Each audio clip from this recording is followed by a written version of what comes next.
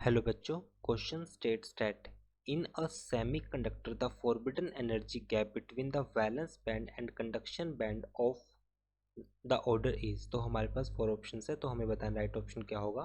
First हम बात करेंगे क्वेश्चन के की कंसेप्ट की। की कंसेप्ट के लिए हम वैलेंस बैंड थ्योरी को समझते हैं। वैलेंस बैंड थ्योरी के अकॉर्डिंग हमारे पास अगर हम एक कुछ इस तरह से एक्सप्लेन करें, एनर्जी कुछ इस तरह से हमारे पास शो होगी।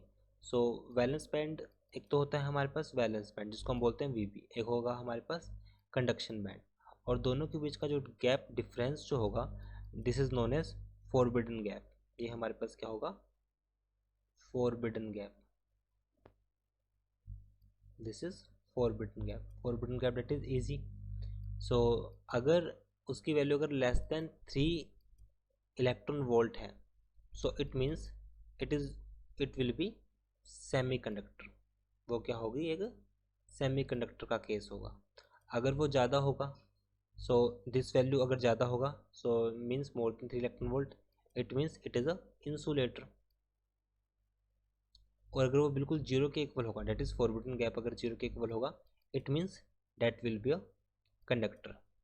तो अब हम बात करते हैं सेमी कंडक्टर का केस। सेमी कंडक्टर के केस में ये हमारे पास कंडक्शन बैंड है, ये हमारे पास क्या है, valence band. This is valence band and this is conduction band. So this forbidden gap that is this Eg should be equal to 1 electron volt. इसकी वैल्यू 1 इलेक्ट्रॉन वोल्ट होती है mostly valence band and conduction band. So valence band and almost empty conduction band. Forbidden energy gap between valence band and conduction band is very low and it is near about 1.2. अगर मैं 1.2 electron volt की बात करूँ, 1.2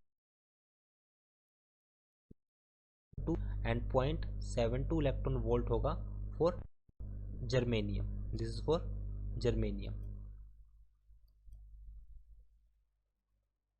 सो जैसे ही हम इसमें temperature को इंक्रीज करते हैं तो कुछ इलेक्ट्रॉन्स जो होंगे that will jump to the conduction band and इसमें से कंडक्शन स्टार्ट हो जाता है। Heat at room temperature is sufficient to jump electron from valence band to conduction band which make them conductive at room temperature. So this forbidden gap is sufficient for semiconductor. So right answer will be option C. Hence 1 electron volt is right answer. Option C is right. I hope solution is understandable. Thank you.